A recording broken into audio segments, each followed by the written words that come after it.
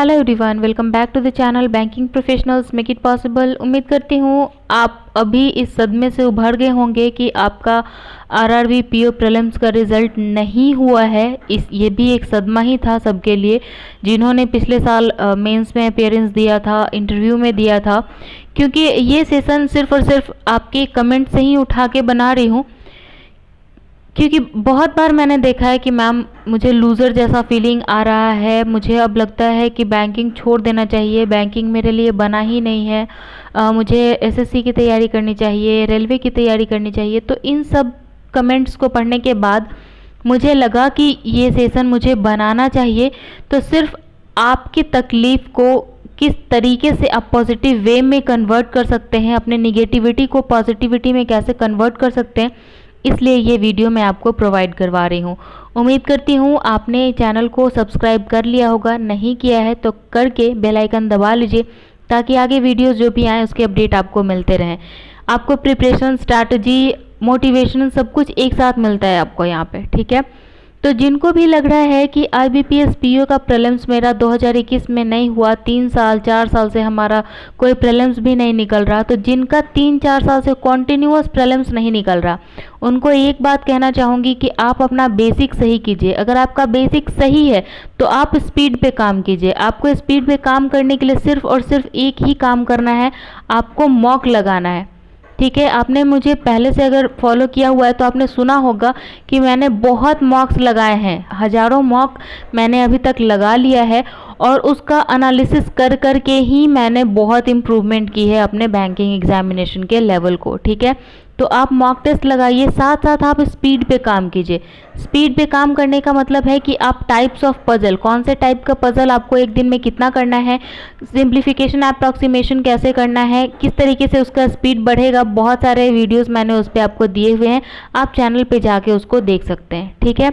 तो जिनका भी 3-4 साल से प्रीलिम नहीं क्लियर हो रहा है उनके लिए ये बात। दूसरा बात यह है कि मैम प्रीलिम्स मेरा तो क्लियर हो जा रहा है, मेंस में अटक रहे हैं। पिछले साल तो हम लोग मेंस भी क्वालिफाई कर गए थे, इंटरव्यू में भी क्वालिफाई कर गए थे। कुछ लोग मेंस क्वालिफाई करके इंटरव्यू तक गए लेकिन इंटरव्यू से आउट हो गए, ठीक है।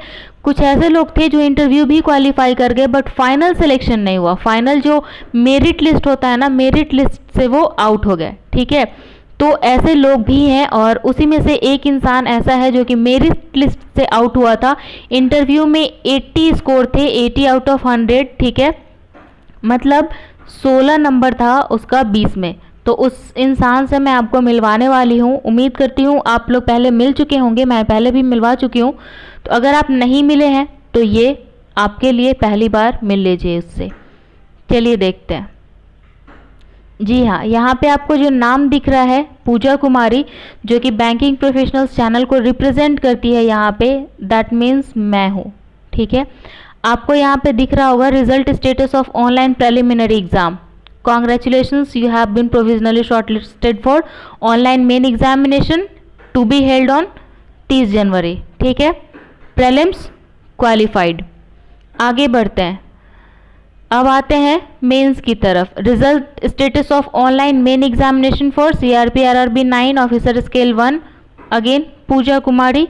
रोल नंबर, रजिस्ट्रेशन नंबर आप लोग मैच करते जाइएगा। ऑफिसर स्केल 1 के लिए again congratulations, you have been provisionally shortlisted for interview based on your performance, right. Interview के लिए भी शॉर्टलिस्ट हो गई। आगे बढ़ते हैं। अब यहाँ पे जो आपको दिखेगा, यहाँ पे दिखेगा सॉरी, ठीक है। देखिए अगेन पूजा कुमारी, ऑफिसर स्केल 1, बिहार से और ओबीसी से, ठीक है। ऑब्टेन्ड स्कोर 47.05 आउट ऑफ 100, ठीक है। 47.05 out of 100 based on your performance in online main exam and interview, the vacancies furnished by RRB, you have not been considered for provisionally allotment और reserve list. ना ही provisional allotment हुआ ना ही reserve list. Ma'am 47.05 आखिर cut off क्या था? मेरा score Bihar से, ओबीसी से, ठीक है, 47.05। कट ऑफ अगर आपको विजिबल है तो ठीक है, नहीं तो आप गूगल पे सर्च कर लीजिएगा या फिर मैं उसका लिंक दे दूंगी, आपको दिख जाएगा वो। आप गूगल पे ही सर्च कर लीजिएगा, ठीक है, क्योंकि लिंक शायद ये हट गया होगा यहाँ से। आरआरबी के वेबसाइट से, आईबीपीएस के वेबसाइट से। तो ये कट ऑफ जो है वो 48.20 है, ठीक है। फाइनल प्रोविजनल अलॉटमेंट का कितना स्कोर कम है, 1.15। इतने से मैं मेरिट लिस्ट से आउट हो चुकी हूँ, ठीक है। इतने से मैं मेरिट लिस्ट से आउट थी और इस साल मेरा प्रीलिम्स भी नहीं क्लियर हुआ। अब आप लोग ये बात बोलने से पहले सोचिएगा एक बार ज़रूर कि जो लड़की प्रीलिम्स क्लियर कर गई, मेंस क्लियर कर गई, इंटरव्यू तक क्लियर कर गई, इंटरव्यू में मेरे 80 स्कोर हैं, 80 आउट ऑफ 100। उस वीडियो का लिंक मैं डिस्क्रिप्शन में डाल दूंगी, आप लोग देख लीजिएगा कि कैसे कैलकुलेट करते हैं इंटरव्यू का स्कोर, आपको पता चल जाएगा। तो जो इंसान इंटरव्यू में इतना बढ़िया परफॉर्मेंस दिया हो और फाइनल मेरिट लिस्ट से 1.15 और रिजर्व लिस्ट से भी 0.47 है शायद, वहाँ से इतने कम स्कोर से आउट हुई हूँ। तो आप सोच के देख सकते हैं कि मुझे कितनी तकलीफ़ होनी चाहिए थी कि यार यहाँ से इस तरीके से आउट हो गई और यहाँ प्रीलिम्स भी नहीं क्लियर हुआ इस साल। तो आपको एक बात बता दूँ कि हो सकता है कि इस वक्त जब मैं मेरिट लिस्ट में शामिल नहीं हुई थी तो इस वक्त मुझे बहुत बुरा लगा था, बहुत ज़्यादा बुरा लगा था कि इंटरव्यू से कहीं कोई आउट होता है क्या। मैं बहुत रोई थी, उसकी स्टोरी मैंने अपने 8 साल स्ट्रगल में आपको बताई हुई थी। तो इस वक्त जितना मुझे बुरा लगा था, हो सकता है भगवान चाहता हो कि इतना बुरा मुझे दोबारा ना लगे, इसलिए मुझे पहले ही कदम पे सावधान कर दिया कि सावधान, तुम्हें वहाँ तक नहीं जाना, उस तकलीफ़ को तुम्हें दोबारा नहीं देखना है, ठीक है।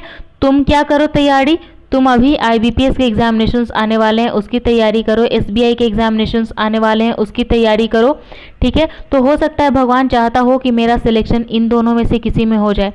तो कोई नहीं जानता आपके डेस्टिनी में क्या लिखा है। सो किसी को कोसने से सबसे पहली बात कि आप सेल्फ कॉन्फिडेंस जो है ना, सेल्फ कॉन्फिडेंस कभी लूज मत करना, कभी भी लूज मत करना। सेल्फ कॉन्फिडेंस होगा तब आप डेफिनेटली जीतोगे। सेल्फ डाउट नहीं होना चाहिए, ये डाउट नहीं होना चाहिए कि मेरा कैसे नहीं हुआ, ईगो नहीं आना चाहिए कि यार मेरा कैसे नहीं हुआ, ये वाला चीज़ नहीं आना चाहिए, ठीक है। सेल्फ डाउट नहीं आना चाहिए कि मेरा होगा या नहीं होगा, होगा भी कि नहीं होगा, बैंकिंग इंडस्ट्री मेरे लिए है ही नहीं, मुझे रेलवे करना चाहिए, मुझे चपरासी की जॉब भी नहीं मिलेगी। इस टाइप का सेल्फ डाउट कभी नहीं आना चाहिए आप में, ठीक है। सेल्फ कॉन्फिडेंस हमेशा रखिए, सेल्फ डाउट कभी मत रखिए। जिनका कि प्रीलिम्स भी नहीं क्लियर हो रहा है या थोड़े थोड़े मार्जिन से छूट रहा है, उनको कहूँगी कि आप अपनी प्रैक्टिस को और बुलंद कीजिए, प्रैक्टिस को और इम्प्रूव कीजिए। मैम प्रैक्टिस भी बहुत अच्छी थी, परसेंटाइल भी अच्छा था, बट हमारे यहाँ वैकेंसी कम थी।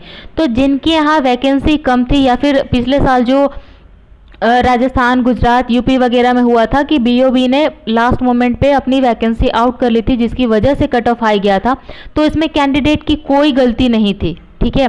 उसमें कैंडिडेट्स की कोई गलती नहीं थी। तो अगर जिस भी स्टेट में वैकेंसी कम हुआ है, रिड्यूस हुआ है और वहाँ पे आपके हाथ में कुछ नहीं था, तो ये कभी कभी होता है और हो सकता है आपके साथ कुछ और अच्छा होना हो इसलिए ऐसा हुआ हो।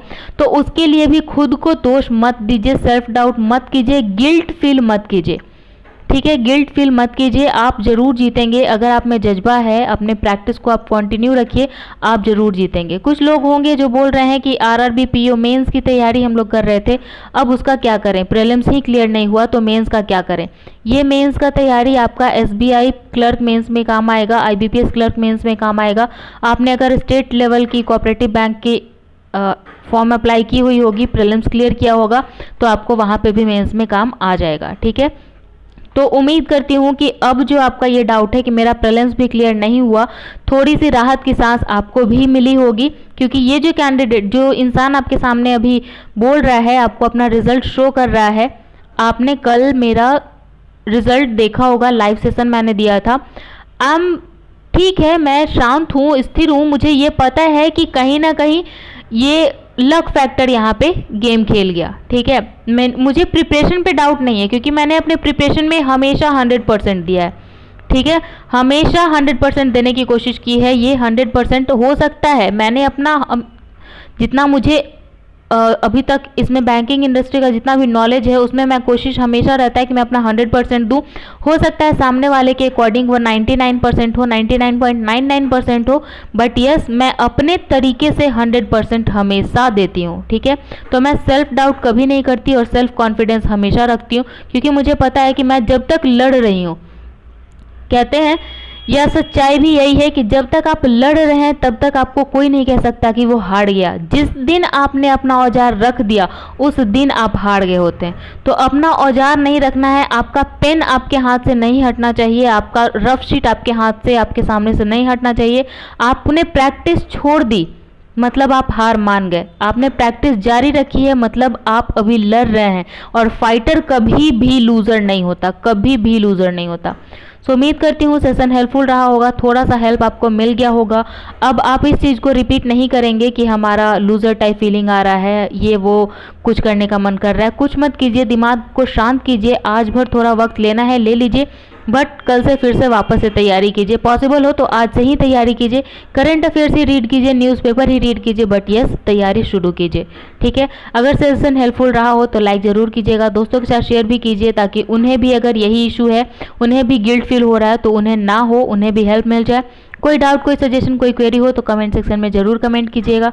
अगर आप पहली बार देख रहे हैं और भूल गए कि सब्सक्राइब करने के बाद ही आपको फर्दर वीडियो के नोटिफिकेशन मिलते हैं तो आप सब्सक्राइब करके बेल आइकन जरूर दबाइएगा ताकि आगे आने वाले वीडियो के अपडेट आपको मिलते रहें। मिलेंगे अगले सेशन में। Thank you, have a nice day, bye.